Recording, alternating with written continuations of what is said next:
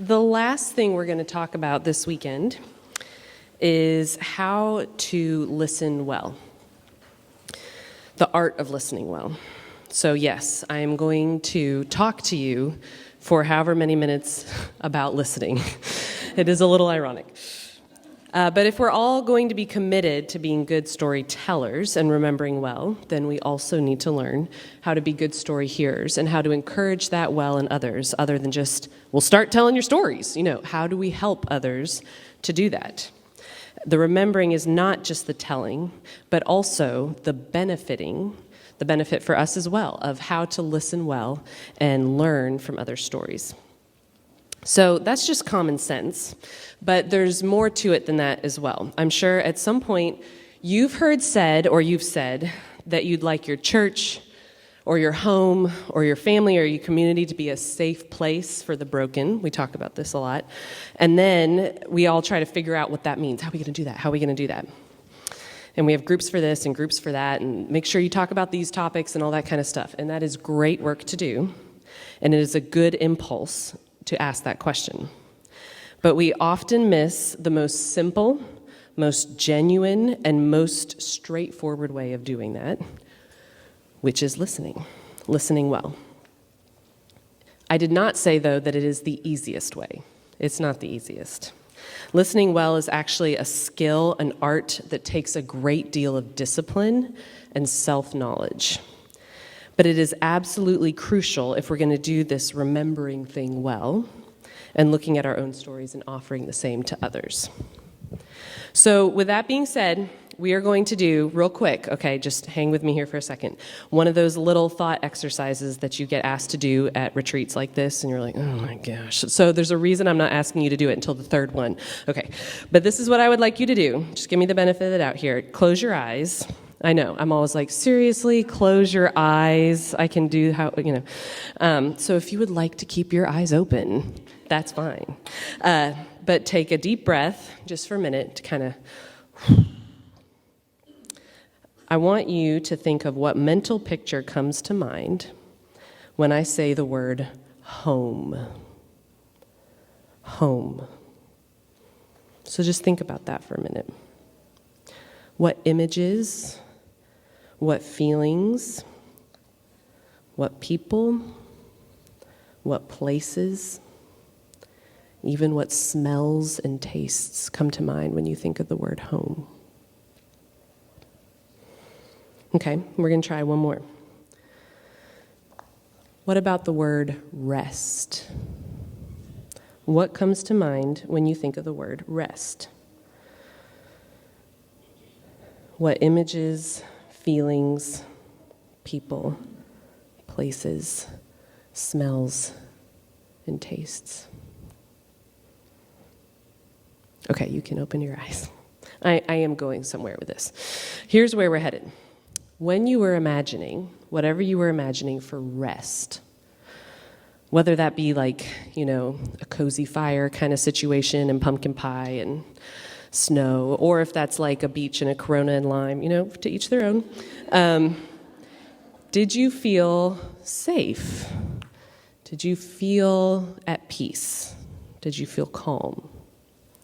Ideally, home and rest should have some of the same mental images on them. And for some of you, that may have been the case. For others, maybe not. But that sense of rest and calm and safety and peace is what a home is supposed to be. It's what it's supposed to give us and supposed to give others as well.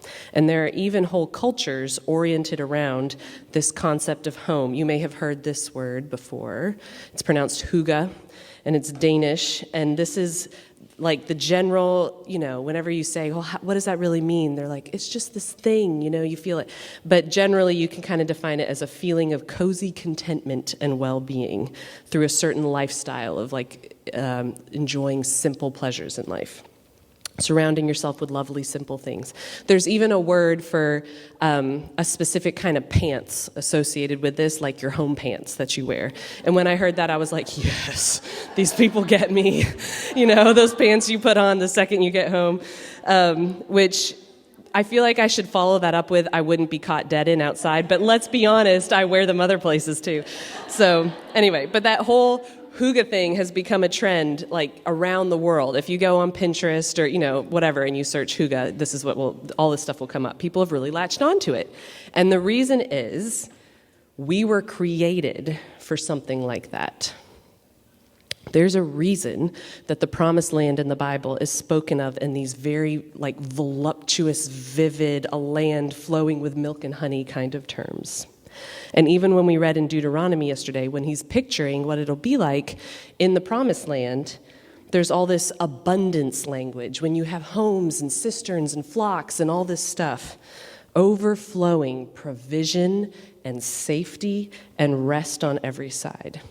And there's a reason that heaven is talked about as entering Jesus' rest with him, like in the book of Hebrews. There's a different name for rest and provision and safety this side of heaven that we're supposed to provide for each other. But I didn't start with it because we get all sorts of flippity-flop ideas around it and get all kind of tied up with it. And that is the word hospitality. Hospitality. But people have all sorts of ideas about what hospitality is. If I say rest and home first, that's not necessarily what we associate with hospitality, when it can feel like if you're a very hospitable person, you're like the ovens on and the flowers and all the things that we associate with it sometimes. But it's really just a way of sharing your home and your rest and your safety with someone else. Extending to them whatever you have, reflective of what we will one day all have in the great and wonderful rest without fears or tears place of heaven. So here's the connection to listening. More than a cozy bed or a good meal, if that meal includes bacon, I'm a big fan of bacon. More than cleaning, any of those things, it is listening that is actually the most hospitable thing you can do for someone. Listening well transforms you into a portable home, like a safe, comfy space for someone else wherever you go. And you don't even have to have a physical home to give. Your presence creates that safe space. You as a person become like a metaphorical cup of coffee, or like a footstool for their feet, or a cozy blanket, or whatever it might be, just by you being there when you listen well. It is one of the most profound and simple ways to express the love of Christ. When you are quiet and let someone else speak and tell their stories and reveal what God has done in their life, it's like you've carved out a space for them. You've made a room for them. And you've said, there is space for you and your stories here. And not only have I made that room, but I am eager to fill it with you. Here is all this space, and it's for you. Come rest. So with that in mind, we're going to look at two general topics: what characterizes good listening, and then how to do it. So kind of what its characteristics are, the motivations behind it, and then how to actually do it. So the characteristics of good listening, the first one is curiosity. And curiosity sums up actually several concepts, but we're going to say in general, curiosity. And to illustrate this, before I even explain it, I'm going to read a passage from a book called Blue Like Jazz, which you have probably heard of. Blue Like Jazz is a collection of nonfiction essay stories about the author's reflections on life and spirituality. So it's quite a long quote, so I'm going to have it up here. Oh, these are all three of them. I'll go ahead and give them to you. Curiosity, calm, and compassion. I know that they all alliterate. That actually wasn't intentional. Curiosity, calm, and compassion. So we are on curiosity. This is from Blue Like Jazz. When my friend Paul and I lived in the woods, we lived with hippies. Well, sort of hippies. They were not the traveling hippies, the live off the land and other people hippies. They were formally educated, most of them from New York, studying at NYU, getting their master's in literature, headed off to law school, that sort of thing. They knew the Americans and the Brits and the fashionable African writers, the Cubans and South Americans.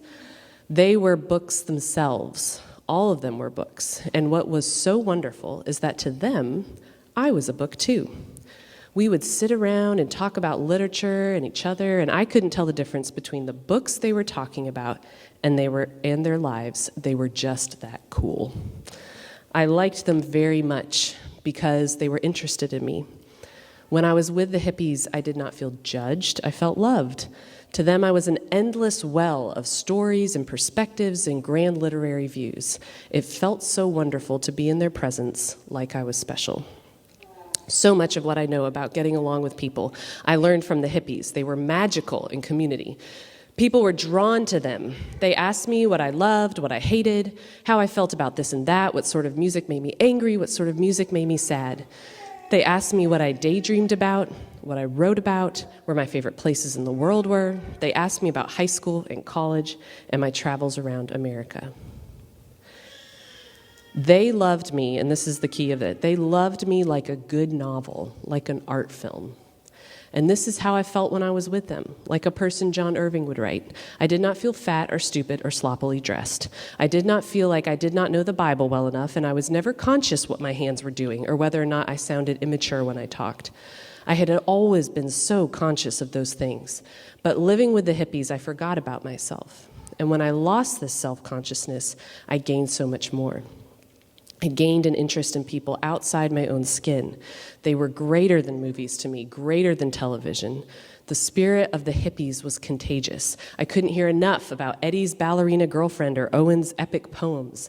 I would ask them to repeat stories because to me, they were like great scenes in favorite movies. I cannot tell you how quickly these people disarmed me. They loved me like a good novel. Now, this particularly resonates with me because I love to read.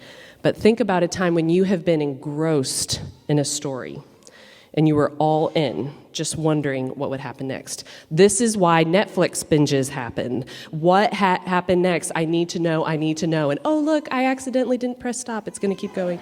And you cannot wait to find out. There is like a dwelling, a diving in, like a kid at the beach is just going to like plop in and sit in it. I want to know what happens in this story. It is often full of good questions, wondering why, wondering how, following up. When I watch a movie with my husband, as we've been over, we're very different people, and he'll just start peppering questions. Why did he do that? Where'd that other person go? Do you think they're going to come back? Do you think he secretly loves her? Do you think that that's the murderer? Oh my goodness, let's watch together and find out. Like, it's just constant. And we've been over this, or he'll be like, I know what's going to happen. I'm like, well, I don't, so just. But he's constantly looking for those connections, just like, almost like on overload, like he can't handle it or something, wanting to get every bit of detail and understanding that he can. Now, I'm not recommending that you sit someone down. Where are you from? What you like? What you doing? Blah, blah, blah. That is not the way to listen well. But it does highlight this curiosity, and two things in particular. One, curiosity is very focused. I don't know. Okay, gotta mean it. All right, focus. There is great interest, time, space, and undivided attention. And I hate to have to even say it, but it has to be said in this world. Where your eyes are, your attention is. If your eyes are down here, you know what I'm doing. You're not listening. You're not. We know this when someone else does it to us, but we think that we can multitask. You're not paying attention. So it takes a lot of time and space. You make room for their words. You're not shifting the attention back to yourself. That's a really tricky one not to do. Not to change the topic or, oh, you went through that, me too, let me tell you all about my story immediately and start talking about something that you think relates in some way. Basically, just to say this phrase, what else? What else? Kind of like Vanessa was saying her husband kind of does. I say this to kids. So I teach ninth grade Bible. I also work it's called the Office of Spiritual Care, doing sort of like guidance and counseling and stuff like that. And I'll say this to kids all the time, and it's amazing. It's all you have to ask, and they'll just keep going. It's like, and then they stop, and you just listen for a minute, and you say, well, what else? Well, and then, and they'll just keep going. And it's this focus, this like reminder to them, my focus is here on you. I'm listening to you. Like, I got all the space in the world. What else you got? The second is that it's explorative. It wants to know more, this curiosity, and it doesn't have an agenda. It's not trying to get somewhere. So you're going with them wherever the conversation leads, wherever the story leads, wherever they are going with it, not necessarily needing to channel it or wrap it up. In my experience, Christians in particular are terrible at this because we are so eager to tie something up with a little lesson or bow or cliche or statement from Scripture to make everybody just feel a little better. And I am not saying, and we're going to talk about this in a little bit, that there is not a place for wisdom and feedback. But to do that to someone when they're in the midst of telling a story, to end with something like, yeah, that's hard, but, God is with us, and he does have a reason for the things he does. That's true. But when you make that statement, it's like you've gone and closed. We're done. There's no more space for you here. And it just tells them, you need to stop now because I don't want to listen anymore. Often that's what it can communicate. So think of this as exploration, as saying, that's so interesting. Well, what happened next? Or now, how come that was your response? Or wait, I don't understand how that part went with this part. Making that space without agenda as they start to explore what those things are. So, curiosity is the first characteristic of good listening, like you would approach a novel. Focused, explorative, without directing, like creating that big old space for the two of you to just kind of look around and explore together. All right, the second characteristic is calm. Or really, a deeper description of that might be the absence of fear. The absence of fear. And I have a quote for this one as well. This is from singer-songwriter Sarah Groves. This particular album of hers, Add to the Beauty, I don't know what magical juice she was drinking when she wrote this album, but it's all along all the lines of the stuff we've been talking about this weekend, and her lyrics are just fantastic. So she has this one line. The album's called Add to the Beauty. This is the song, Add to the Beauty, where she says in the middle of it, every heart has so much history. It's my favorite place to start. Sit down a while and share your narrative with me. There's that making the space. And then she says, I'm not afraid of who you are. I'm not afraid of who you are. We often start to get, and we've talked about this a little bit, uncomfortable when people share part of their story with us. And there could be lots of reasons that we get a little worried. It could be we simply feel surprised that they're willing to share. You were caught off guard, like, oh, wasn't ready for that moment. It is a little unexpected, so you're not quite ready. Could be that we haven't looked at our own stories, and it makes us a little uncomfortable to be around someone who is willing to do that. It could be that we fear having the wrong response. I feel this one a lot. Like, we can feel the honor they've done to us in sharing that, and then we start to panic because we're afraid we're going to mishandle it, or we won't be able to respond well. We hear things we have no experience with or understanding of, and it's scary to be exposed to new or even painful things from someone else's story.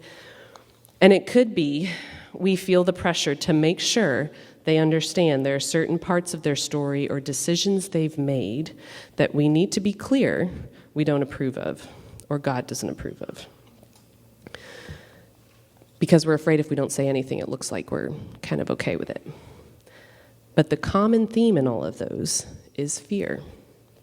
And when we communicate fear, be it for any one of those reasons, about someone else's story, we've communicated to them that there's something about their story and therefore them that is too much, that it's not okay to be shared or worked through or heard.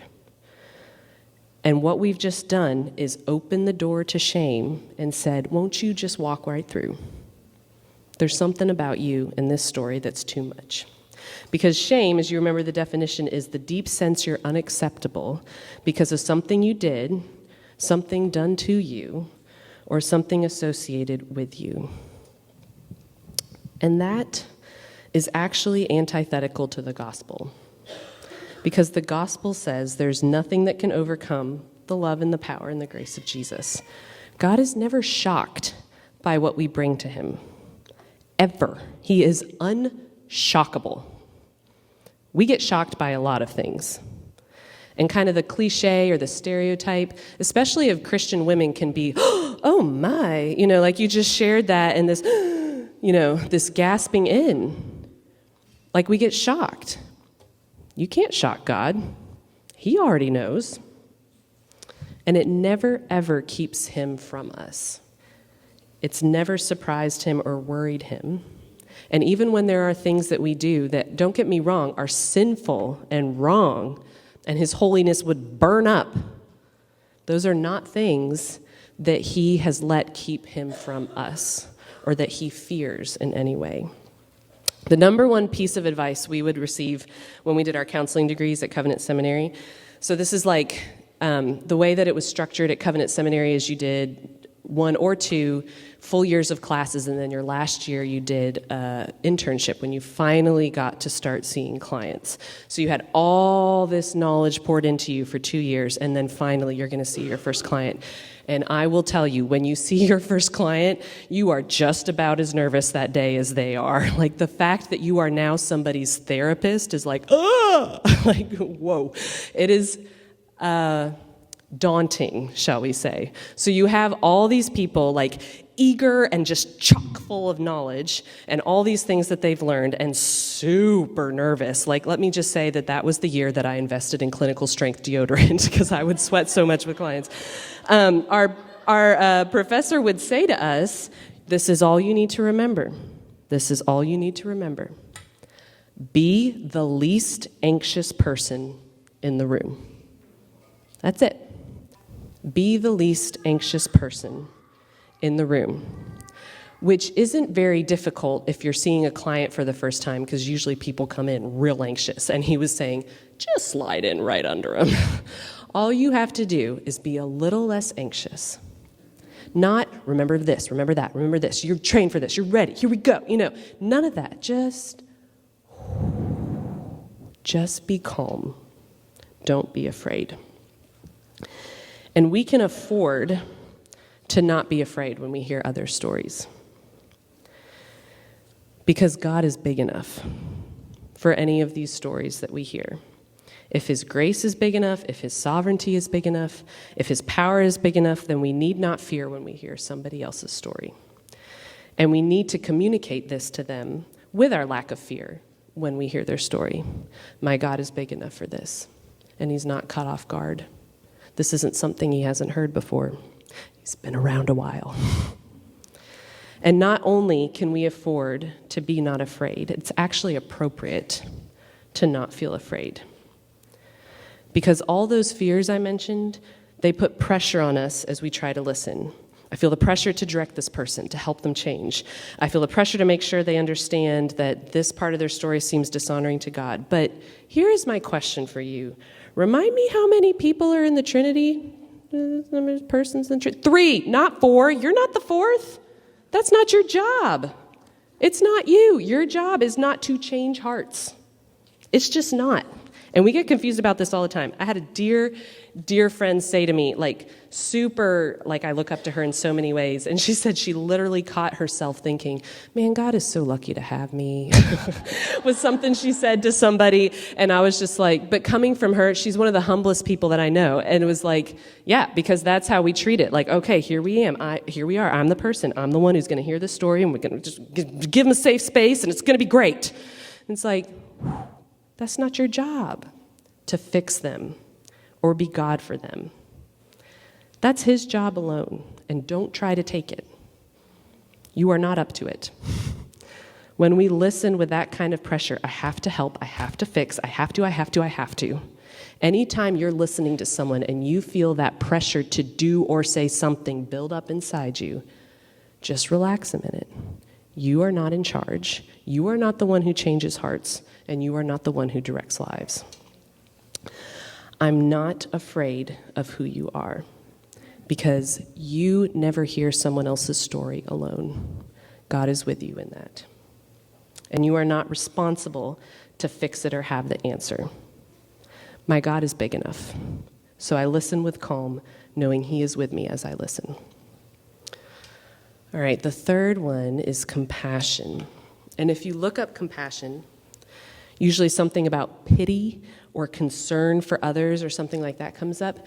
But really, all it means, man, we're getting the real suspense here with this button, okay, is to suffer with. Like when we talk about the passion of Christ, that means suffering. And calm, meaning with passion, with suffering. To suffer with. To allow someone else's pain and brokenness to affect you. This is why listening is difficult, because it does require something of you. It is a way to journey with someone, and what I sometimes picture that I'm doing when I'm listening is like someone, when they're sharing their story, is offering either a piece of their heart, or I kind of view it almost like view a red, pulsating, beating, bloody, drippy heart, because it is that vulnerable and that messy sometimes when people offer you a part of their story. And it's like they're offering it to me, and all I do is come around and put my hands under it and just say, I'll hold this with you for a while. I'd be happy to do that. I'm not trying to fix it, but just to say, can I put my hands right under yours and we will hold this together. Listening well is characterized by a willingness to suffer with. It's like you're saying, let me step under this burden with you because I don't mind if it hurts my back too. So I do have a Bible verse to read for this one. This is the only one I have. It's not about listening, but it echoes all these same sorts of themes, which I think listening well accomplishes. And think of it in light of being around a person who exudes the things that Paul is talking about when he says this. I never fail to find this convicting. Love is patient and kind. Love does not envy or boast. It is not arrogant or rude. It does not insist on its own way. It is not irritable or resentful. It can sometimes get resentful when we listen to other stories. It does not rejoice at wrongdoing, but rejoices with the truth. Love bears all things, believes all things, hopes all things, endures all things. Love never ends. If you have been around someone who looked like this, I will bet you good money they listened to you well. So to sum up, the characteristics of good listening are curiosity, focused and explorative, calm, be the least anxious presence in the room, and compassion, this willingness to suffer with. So that's kind of the theory or the characteristics behind it. But how? How can we begin to grow in this art? How can you do this? So this is like literally what I'm going to tell you what to say, so that we've gone from the big theoretical down to use these words. Because what often happens is you may be like, okay, that sounds great, but when then somebody shares, they're like, my dog died, and all I can think to say is, how? Or was that hard? Or like we don't know what to say next. Like we don't have any idea what words to use to respond. So here are a few tips. The first one is called reflective listening. Reflective listening. This is when you simply repeat back to someone what they've just said, but in your own words. This is not a joke. Like, I tell this one to people, and they're like, that doesn't sound like it would work. And here's what it actually does. It shows that you were paying attention. It shows that you were able to understand it, like in educational circles when you want to teach it to the students and then you want them to be able to tell back to you in their own words what that means, because that shows that they've incorporated it and they can communicate it back. It communicates that you really get it. It may also give greater clarity, because you may use a word that they don't resonate with, Or you may name something for them more clearly by your use of words. So you may name it in a way that they're like, yes, that's exactly what I mean. Or you may use a word and they're like, no, it's more like this. And you've helped them kind of hone in on what they're trying to say. It also encourages them to keep talking because it shows that you're with them. Often you'll repeat back to them what they said and they'll go, yes, and also, and they'll keep going because it showed that you're invested and you're engaged. All of that. You don't have to come up with some great, insightful question of, now how did that relate to the time that you... No, you just repeat back to them what they said in their own words. Something like, so what I hear you saying is... And then you just give like a sentence or two summary of what they just said. So the first one is reflective listening. When I have talked about this before, one of my favorite memories of this was I explained how to do this, and then we released everybody to go try it. And then I was chit-chatting in the corner there with someone, and from across the room I hear, hey, Christy, hey, I just tried that reflective listening thing. It works. It totally works. And I was like, that's good. Yeah, I thought so. That's why I told you to do it, But it was just this funny, immediate, hey, I saw that work. All right. The second one is something similar to when you read well, because it is a story, looking for patterns. So in English class, if you ever had to underline key words, or if you've done an inductive Bible study with the massive amounts of color coding, and you're looking for all the patterns, this is what that is. Listening for repeated words or phrases or ideas or themes. And then asking about them. You've said something like this several times. I've noticed you've used this word several times. Is that significant or important? It seems like that's a big deal. Can you explain that to me? Now, this should always be done when you notice a pattern and then you comment on it in a gentle way, with gentle inquiry. You do not say, you've used the word father 10 times in the last paragraph. I think you have father issues. That is not what you do. Instead, you bring it up gently and kindly and as a question, even if you think you're right. And usually, if you're gentle and give the person an out, even if it's something you're not sure you should ask about, you're like, ooh, I don't know. And you say something like, I wanted to ask you about this thing, but I wasn't sure if that would be okay. You've just released the pressure for them of having to answer. You've communicated it's a big deal to ask about. And they may be like, oh yeah, let me tell you about it. Or they may be like, yeah, I'm not really ready to talk about that yet. Okay. And I've never had someone, when I brought up even a really sticky question and introduced it like that, respond anyway, but oh, they feel cared for, even if they don't want to talk about it. So if you just introduce it with something like, I don't mean to intrude, but I did want to ask you about this. Totally up to you whether or not you answer it. All right, number 4, feedback and wisdom. That word is wait. Wait with your feedback and wisdom. We have all benefited from others' wisdom and their timely words after listening to us. But this is never, ever, ever, ever, ever the place to start. This is hardest with the people closest to us, I find. When I listen to a student in my office, I sometimes reflect on, if I was their parent and they were telling me this, I would be freaking out.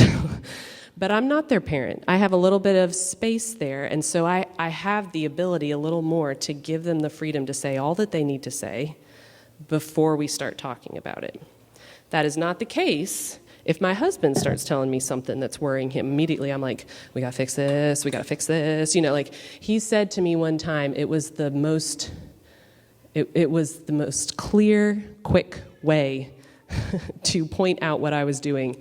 It was just really well said. He was sharing about something, and then I was responding, and he just kind of looked at me, and he said, Christy, sometimes when you talk to me, it seems like you've forgotten all your counseling training. And he didn't say it meanly. He said it just like that. Sometimes I feel that way, like this sorrow. And it just I mean, that shut me up real quick. I was like, whoa. And it's true, because we care so much more about the people near us. This is really difficult to do, not to want to give immediate feedback and wisdom. And sometimes it's like, I literally know it's like this wonderful feeling of they're sharing the thing that I know exactly the right thing that will help. I know exactly the piece of truth, like this will fix it. You might be right. But if you interrupt them with that or say it too quickly, again, you have communicated to them, shh, shh, it's my turn to speak. I got the thing that's going to fix you. Not, can we create the space for you to feel safe so that you can actually hear what I'm about to say to you? So, you can respond, and you should. Like, if I am talking like one of the Israelites and saying, God hates me, that's why he did this thing to me, please don't let me just walk around with that idea floating around in my head all day. But this is why it says wait, not don't do it, but wait. It is not the first response. It's like way down on the list. And often, if you listen in full to someone and don't interrupt and wait and do all this good question asking and stuff, they will finish and say, what do you think? And then is your opportunity, well, I got a few thoughts, to say something. It happens often. Like if you've given them all that room, they're like, all right, tell me what you think. And then you have the space to do that. The very last one is simply to remember that you are a learner. Okay, well, all it says is be a learner, so you know what it says. Be a learner. Ask yourself, what can I learn from the story? Where do I see pain? Where do I see redemption? Where do I see brokenness? And again, remembering this is not the one time you can talk with them about it. I have thought about this many times with students. They'll come in and unload something, and it just feels like it is not the right time. They get preached at all the time to tell them, this is what you should do. So I will wait and write them a note afterwards. And then, bonus, they have it in writing. Like, that's what she actually said. Not just, she said something about, I don't know, pray and trust God. I don't know. But I've given them something they can actually read and remember and go back to. So that's one way that I'll often do it, or I'll bring it up the next time that we talk. And that, too, shows that you are trusting God and his timing, not, I feel anxious until I have made sure that I said all the things I need to say. But recognizing God works in a process in all of our lives. So the art of good listening, of offering a small taste of that final rest Jesus has won for us, characterized by curiosity, calm, and compassion. And then this is how to do it well. And it does take quite a bit of discipline. When you actually start being aware of your own listening practices, you start to realize how much you don't do these things. In your marriage, with your friends, with people at church, however that be, in your small group. These are difficult things. But you can start to grow in this skill. And to hold the story of another, not to resolve it or diminish it or brush it aside, but as a way of offering that mobile hospitality. Can you imagine what kind of community that would create if everywhere you went that was offered to you all the time? We focused on good listening, not to the exclusion of feedback and wisdom. I think that can be a little easier for us. But because that is the really difficult part, the wisdom of knowing how to do that well, creating that home and that safe place. And I think a lot of it is, it's like what they say about your children, if you don't get those quality moments with them unless you have the quantity of time with them first. It's similar to that. You create this space around you, and then there are those special moments where you get to say something back, give feedback back. So as we just sum up the whole thing, it is my prayer that us, together as the body, will learn to listen well and remember well. that we will learn to love with this kind of calm, curious, compassionate love that says, as my God holds me, so I will put out a hand to help you. It's a very simple but challenging thing, and it is, I think, the best way that we can offer those small tastes of the one day home we'll get to go to, and what his presence will be like. So with that said, we are going to break up into small groups, and you all have room numbers on your phones, on your name tags, with the hope that you will take this time, if you would like to. No one's going to force you, okay? Don't be one of those people who's like, what do you have to share? Tell us your story. You know, nobody likes that person. Like Nick says at first to that guy, you got a real weird face, man. Like, what's going on here? But share if you would like to, and the rest of you practice these good listening skills, the reflective listening, the looking for patterns, the gentle inquiry. That's kind of the goal for the next section. And then come back at 2:25. Does that look right to you? 2:15. So I've got a comment about that. Oh, okay. Thank you. Yeah. Will you watch me jump real high later, Christy? Love to. Okay. Especially in those heels. Yeah. Troublemakers at this table. We thank Christy for that amazing.